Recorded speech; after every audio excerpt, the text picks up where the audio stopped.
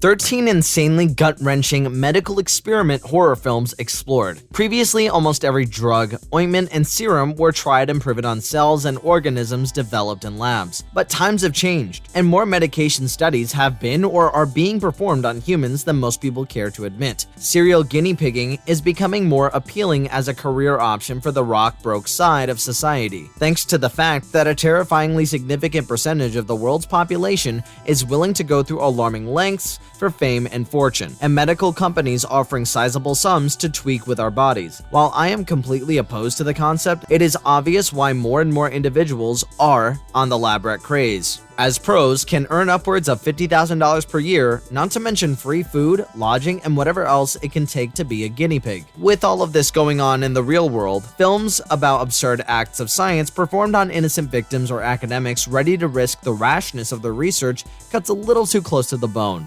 To play this theme today, we'll be diving into the medically immoral world of the horror genre. Before we go into our explanation, we have a very small request. If you like our content, please support us by subscribing to our channel. This is a small click for you, but for us, it means a lot. Thank you. Let's begin.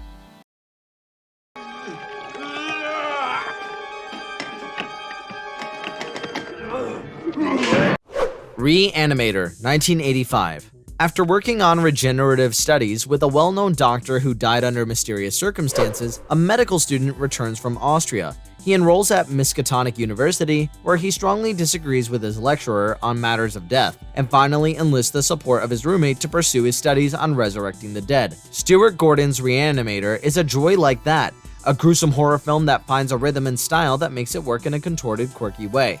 It's fueled by a conflict between the director's ambition to make a decent film and his realization that a few times and a few films about crazy students and decomposing bodies could be excellent. So, back to our future. Dan Kane is a budding doctor who winds up rooming with Herbert West, a fellow medical student. West is difficult to get along with, he has social skills of a skunk, and is obsessed with pure science, which he pursues with zeal. West doesn't waste any time confronting Chief Brain Professor Dr. Hill, and the two get along like oil and water. Kane was content with his betrothed, Megan, and his cat, Rufus, until West disrupts his pet ownership, studies, and girlfriends in that order. It's not worth spoiling what happens next, but suffice to say that Herbert West is the most irresponsible crazy scientist to ever scream, "It's alive!" Everyone he kills mistakenly in previous experiments just becomes a new body for the next. The final part of the film is a tumultuous, thrilling joyride with the characters. Re-animator is an example of an upbeat movie. The buzz surrounding the picture is exactly what a hysterical Evil Dead installment is, which is exactly what it is. It's also built up to be an intense, edgy film with outlandish moments. However, a slew of films in the category of how many sick things can we do with the human body parts have since eclipsed it. As previously stated, expect this to be a good example of Lovecraft here, as it's a loose adaptation of what was widely regarded, even by Lovecraft himself, as one of the more successful works.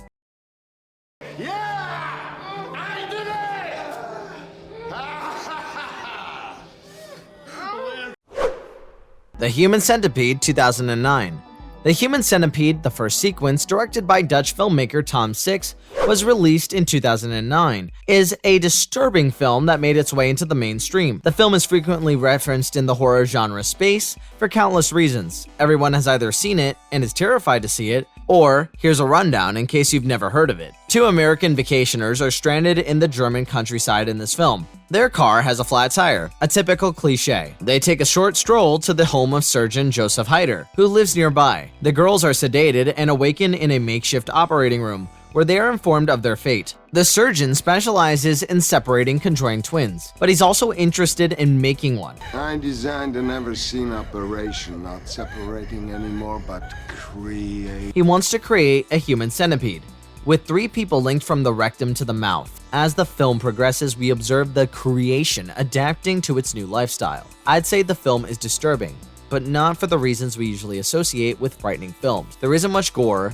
and the creature isn't sexualized, and none of the ideas resonate with us. Because it properly narrates the story and makes your mind wander, the unsettling factor creeps in. The idea is so weird that it may be considered its own personal hell. You may put yourself in the shoes of these characters, which makes you think about things. For example, would you rather be the centipede's front, center, or back? Even if the Doctor is quite a charming character, this form of bodily horror is quite revolting, so much so that it could make you intrigued. Dieter Laser could not have been much a better option for the Mad Surgeon. He was a method actor who stayed in character when he was with the rest of the team. His mannerisms as well as his general look seemed tailor-made for this part. He reappeared in the franchise's third installment. It's a great film, it's well written and quite effective. Akihiro Kitamura, who plays the front of the centipede, is a relentless chatterbox who isn't scared to try everything to avoid his fate. We don't meet this man until he undergoes surgery, but we care intensely about him throughout the movie. He is the creature's literal voice. For the added effect, the director Tom Six purposely constructed a language barrier between the Doctor and the front of the centipede, and it worked out beautifully.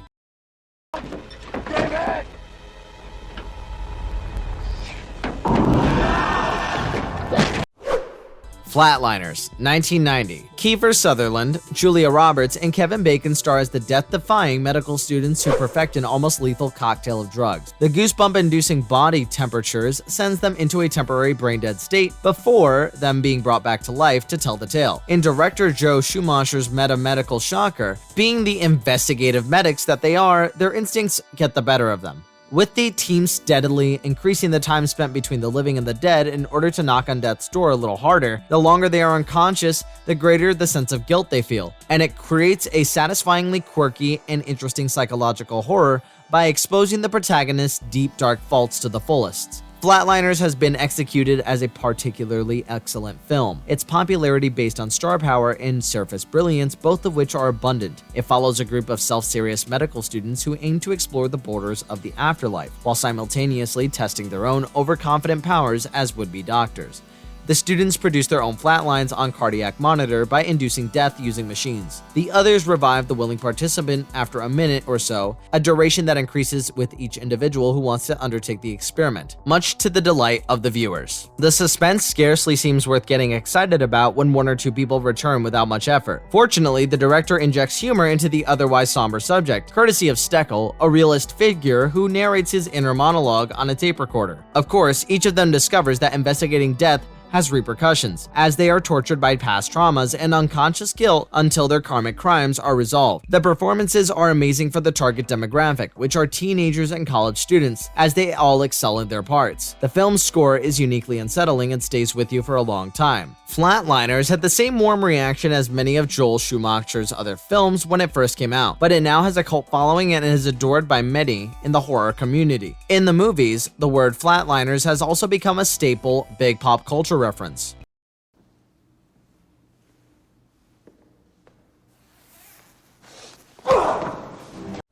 The Skin I Live In, 2009. Obsession, disorientation, sexual identity, gender ambiguity, secrets, betrayal, and death are all hallmarks of Pedro Almodovar's work, and when paired with his forays into new genres like science fiction and horror, the result is a sophisticated melodramatic classic with a vengeful heart, like The Skin I Live In. The heart-pounding speed of the narrative and the earnestly detailed stories of the characters lead to the film's riddle progressively being solved. Inspired by Fritz Lang's thrillers, the audience pieces together everything that happened before, everything that is happening now, and everything that motivates the characters with each line in motion. Robert Ledgard is a plastic surgeon working on GAL, a durable artificial skin that is unaffected by bug bites or burns. He discreetly admits to a colleague at a medical symposium that he has not only been testing mice, but also has been performing illegal genetic experiments on humans. After this, he is barred from conducting any further study. Despite being outlawed, Ledgard continues his work with Marilla, his faithful servant, and Vera, his experimental subject. Vera is imprisoned in a room with a television, hand-knit dolls, yoga equipment, surveillance cameras, and a wall covered in her calligraphy. The film's design, outfits, and colors are gorgeous and uniquely aesthetic, thanks to Almodovar's frequent partners combined with the climactic music to create an intense, clinically cold feeling that is unusual, but is nevertheless fitting. It premiered at the 64th Cannes Film Festival and won the 65th BAFTA Award for Best Film Not in the English Language.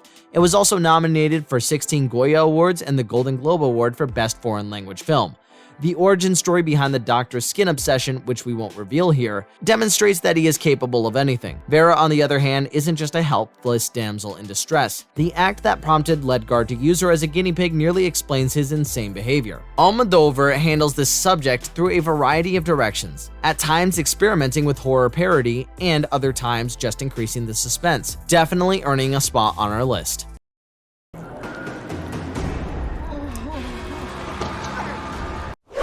The Void, 2016, keeps its story of a frenzied night of gory peril at a rural hospital rather uncomplicated, which isn't to say that the scenario Canadian directors Jeremy Gillespie and Stephen Kostanski have concocted is simple. Indeed, after a promising start, this ambitious and loaded project breaks down into a convoluted sci-fi mystical horror mashup that only gets more perplexing as it expands in the psychological range. A couple of terrified teenagers exit an isolated residence, pursued by two men. In the opening scene, the girl never makes it past the lawn, as the latter pair treats her to a gruesome fiery death. The wounded youngster manages to flee into the nearby woods. The local constable, Dan Carter, discovers him by the side of the road, initially thinking James is just a drunk kid, but soon realizes he needed medical assistance. Unfortunately, the nearest hospital, March County Hospital, is barely open, and with only a minimum workforce setting, things set up in a preparation for a new movie with a new building, following a devastating fire. There are a few nurses and a few patients, including a nearly due pregnant woman, in addition to senior staffer Dr. Powell. Things build so rapidly and successfully in this early stage that The Void is not only entertaining, but also has excitement of an open-ended movie. Fortunately for us, as the characters delve deeper into the hospital depths,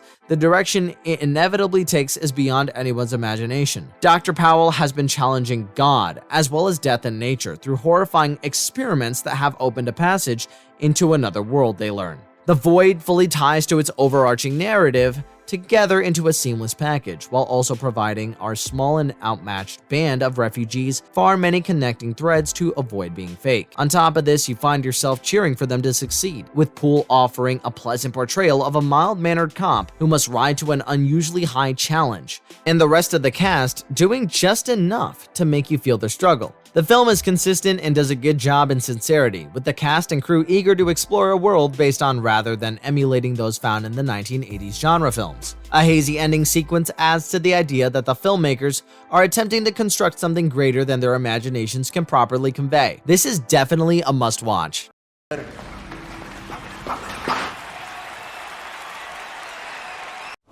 Pathology, 2008.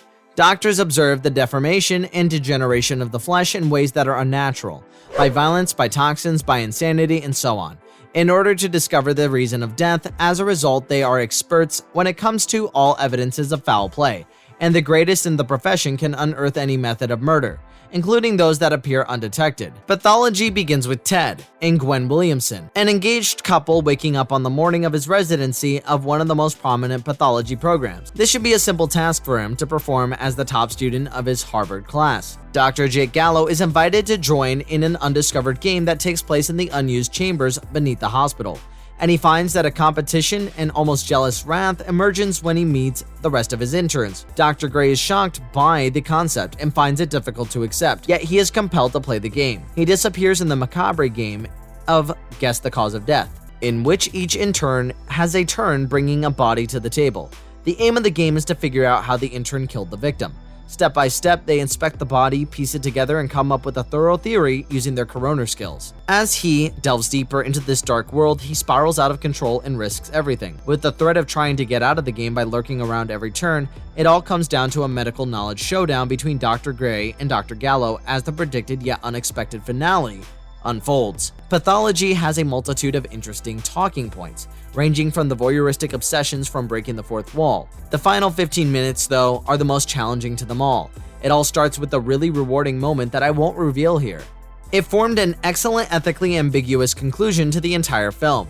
Consequently, the film continues to leap forward at a good pace, eventually arriving at a different, morally ambiguous conclusion that is eye-opening. There is a striking chemistry between most of the characters, in a very standoffish sense as can be seen, and it keeps things spicy and intense for the most part of the movie, with Ventimiglia giving a decent and genuine performance alongside Alyssa Milano. This guy has plans for you and your friends, and his plans are pretty fucking elaborate and pretty fucking fucked. Turistas, 2006. Turistas begins as a competent little horror film before devolving into an intricate plot in the 30 final minutes. There is room for suspense here, and it does a good job because it's difficult to build tension when the audience isn't sure what's going on. When it comes to creating an ambiance, darkness and rain are excellent, and when it comes to filming action sequences, they're terrific. It doesn't take long for it to become impossible to see who's chasing whom and who's ready to get hit in the face. Everything becomes evident in the end, but the journey to get there is long, dark, damp, and a hell of a ride. When they are drugged and robbed, this imagined paradise turns into something else. They wake up half naked and must journey for 10 hours through the woods to reach a safe house. What they don't realize is that they're being lured into a trap by the deranged doctor with a vendetta against organ harvesting. This movie often gets compared with Hostel and Saw, and the audience anticipates the same amount of gore to an extent. Turistas delivers much more on the gore front, and also deals with a more suspenseful plotline if anything. All the characters have been developed adequately throughout the movie. A good portion of them is likable, which is sometimes not the case in a teenager-dominant cast. Everything is well established, at least on the surface of it all, and it doesn't fall prey to cliches along the way, thereby making it more than a generic flick at best. With a well-lit finale, Turistas achieves almost everything a horror movie audience anticipates. Stockwell crosses the line between employing darkness to build a tone and it having a result in the obscuring of everything by going for a realistic look. And he comes out on the right side of it. Everything just clicks together when thrill takes precedence over suspense. Respect for the audience necessitates a certain level of lucidity, particularly near the climax, which Stockwell delivers.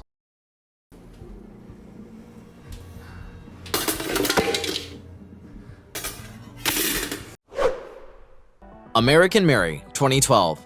The film American Mary tells the narrative of Mary Mason, a bright young medical student who is struggling financially and barely surviving the stress of medical school. She applies for a job at a strip club out of desperation, which leads to an unexpected turn when she ends up conducting emergency surgery during the job interview. She takes on various illegal surgical odd jobs to pay the expenses after realizing the rich opportunities. She leaves the conventional medical field behind after being rejected by the medical establishment and falling victim to a horrible rape incident. The film allows her to journey into a shadowy realm of severe body alteration, where she excels at fulfilling the bizarre body image desires of her clients. Mary's foray into the world of illegal surgery and bodily altercation has been described as a descent. This isn't always the case. As the young woman takes on more unusual clients, she develops an affection for a strange cast of characters, including a Betty Boop wannabe and Ruby Railgirl, a woman who wants to have all the traces of her sexuality removed from her body. Initially, Mary is critical of these individuals, even repulsed by them. However, when she gets to know them as individuals, she develops feelings for them. What one could term a woman's touch aids the movie throughout.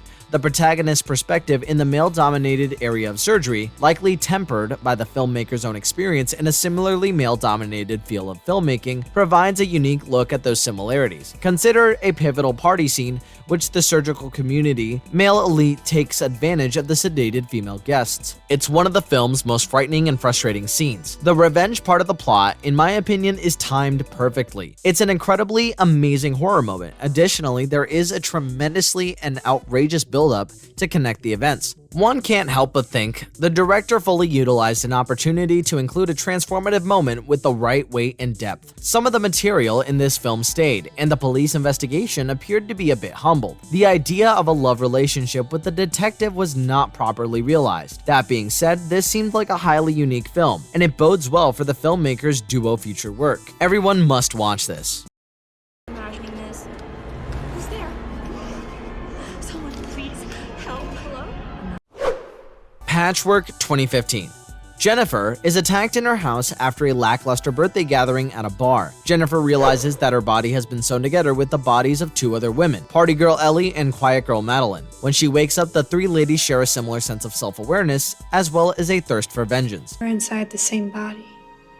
Like multiple personalities? Retracing their steps, the women start on a vengeance mission to discover the scientist who put them together in this situation. They escape, puzzled, but the three of them will have to work together to find out how they became this single gal, of a different variety. Along the way, they use their newfound power to take a deadly vengeance on the various guys who have made their lives a living hell. Only the nice guy, Garrett, an English medical student who went to college with Jennifer, will eventually win their hearts and minds. But as internal conflicts and a natural tendency for ultraviolence emerge, the three women find it increasingly difficult to live together and begin to crack at the seams. The comedy begins when the new lady wakes up, which is gruesome enough. Each of the three controls their own bodily parts, but they share a brain and each other's ideas, as well as some creative internal disputes about how to operate the body. They also agree on a look to mask the fact that they are stitched together. The plot of the film is told in 8 segments that alternate between the current voyage of the merged beast and flashbacks to the backstories of the individual ladies. These moments are perhaps a little sudden and threaten to disrupt the story's flow, but it's not a huge concern. Again, the actors do an excellent job of engrossing you and fleshing out their personalities. Patchwork was a real joy to watch.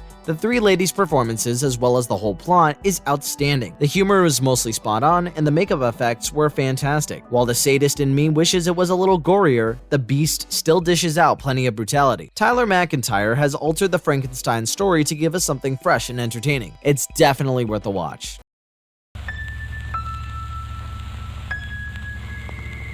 They always do. Session 9, 2001.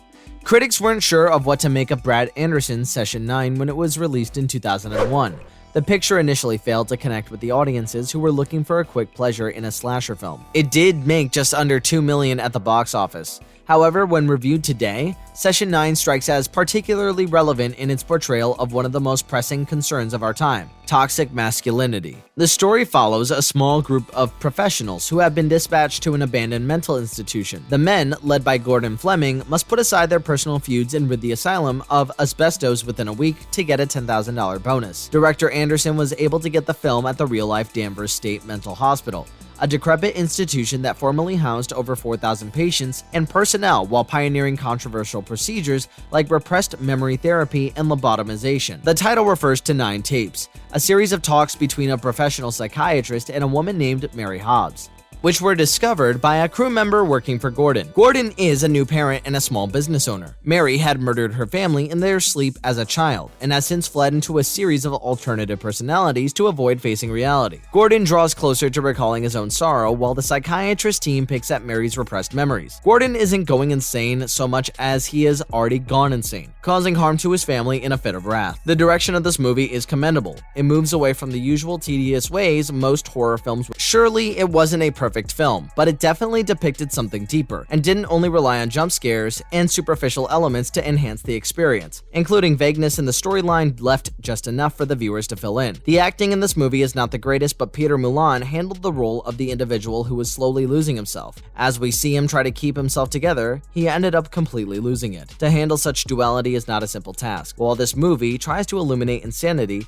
it still engages the viewers after a point due to the details in it. All in all, it is a refreshing perspective that isn't common to the horror genre, and should be watched.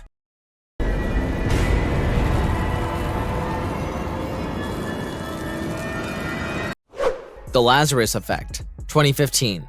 The Lazarus Effect depicts a group of scientists led by Frank and his fiancée Zoe who have accomplished the unthinkable, resurrecting the dead. The team is ready to share their breakthrough with the world after a successful but unofficial trial on a recently deceased animal. When their university's dean learns of the secret research, their project is abruptly shut down, and their supplies are seized. Frank, Zoe, and their team take matters into their own hands, launching a rogue attempt to replicate their experiment, which goes horribly wrong and results in the tragic death of one of their own, Zoe. Frank urges them to undertake the unthinkable, attempt to resuscitate their first human test subject, driven by horror and anguish. The film is yet another riff of the old chestnut of arrogant scientists who discover the secret of bringing the dead back to life, and discover to their amazement that is not all that is cracked up to be. The risky adventurers this time around are Frank and Zoe, a couple of researchers at a Californian university who are developing a serum that could revive the dead. The team consists of computer ace Nico, stoner brainiacs Clay, and Ava, the cute newcomer who exists solely so that the other characters can explain things at length to her, and the audience. That's when The Lazarus Effect transforms from an intellectual science thriller in which the cast is made to perform in a unique manner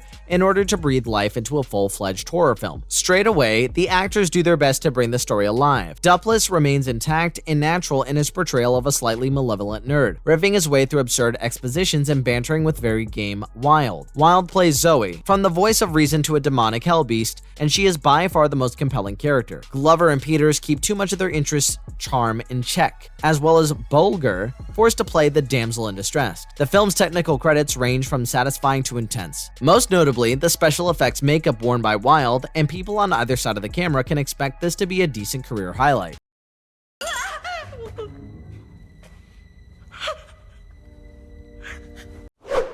Anatomy. 2000. Paula Henning is a talented young surgeon who is following in her grandfather's footsteps and studying at one of Germany's most elite schools. When Paula begins to notice that the victims at the mortuary are people she has seen, she concludes that it could be linked to the anti-Hippocratics, an ancient society of doctors whose members included Nazi scientist Joseph Mengele, and the Anti-Hippocratic Club conducts brutal experiments on living persons deemed undesirable. Paula also comes across material on the rituals they execute on those who break their rules or ask too many questions. Anatomy was one of those unforgettable films that flew above the radar. The film has a new vibe to it, and the sort of horror it offers feels like a throwback to the previous films, and a mix of something produced in 2000. The intriguing film has its moments too, but it isn't particularly perfect too. The plot is intricate and the actors do make rational decisions. Franca Potente is the film's saving grace in addition to other elements. She is particularly good here, and is a cut above the rest of the bunch. Everyone complements each other in the story because of the supporting cast's writing and acting, and the movie reveals the killer quickly, which adds to the unpredictability. The film is occasionally well shot, and the overall quality appears to be just as good. The film has an 80s flavor to it, and frequently appears like one. I appreciate the plastination of the bodies, but they sometimes don't appear like real dead people. Given the buzz surrounding the film, you'd be accurate for thinking it's unique, innovative, and otherwise. However, aside from the occasional laughs and a few engaging performances, everything else about it, from the shots to the pacing, makes it a fairly decent watch, and hence making it on our list. Right, Malin, I'm giving you one file of Pro 9. The Facility, 2012. 7 strangers arrive at the secluded Limebrook Medical Clinic to serve as test rats for a new medicine called Pro 9. Developed by the multinational pharmaceutical corporation, the fact that they know as little about the drug as they do about each other adds to the tension, which is intensified by the fact that the characters are brought together without privacy or access to the outside world. And please stay within the communal areas. Get a good 8 hours sleep every night. While seasoned test subject Joni bonds with newbie Adam, the rest of the gang struggles to get along with the arrogant Jed, who winds up worrying Arif and the gang's oldest member, Morty, who keeps everyone on edge with his stories of trials gone wrong. Scenes are effectively presented. However, unpredictable things happen for the most part. One by one, the test subjects react to the illness. The transformed patients attack the victims, while the others flee and hide. Then, everyone succumbs to the unintended consequence of poor decision-making. Despite the fact that nothing stands in their way, volunteers choose not to leave the institution to seek outside assistance. The idea of splitting to search the building seems like a good one. The facility gradually grows after this point as it keeps gaining its sense of direction. The experiment's necessity for a diverse variety of guinea pigs explains the convenient assembly of popular stereotypes, such as the arrogant loudmouth, elderly veteran, mousy silent girl, intelligent good guy, and cunning manipulator. The earnest performances of a talented cast make up for the slight lack of depth in the character's screenplay. Any film can only go so far with a good look and a strong cast. In The Facility, the capable efforts put in by both sides of the lens is enforced by an idea that runs strongly throughout the movie. The steady camera work, methodical acting approach, and thorough and rehearsed writing adds to this, and in turn heightens the realistic idea, making the audience question what would they do in a similar scenario. The Facility gives the impression of being a solid chiller, and it does the job on multiple occasions. It ultimately feels like a well-strung flick in comparison to the other films of the same genre, owing to the interesting ending and the fact that the film's direction was perfectly dealt with. The Facility was wonderfully filmed, well acted, and well edited. And it's a proud moment when a terrific project like this gets executed in such a way. And if you liked our content, don't forget to leave a like and subscribe to us if you haven't already. Have a good one, and be safe. Thanks, everyone.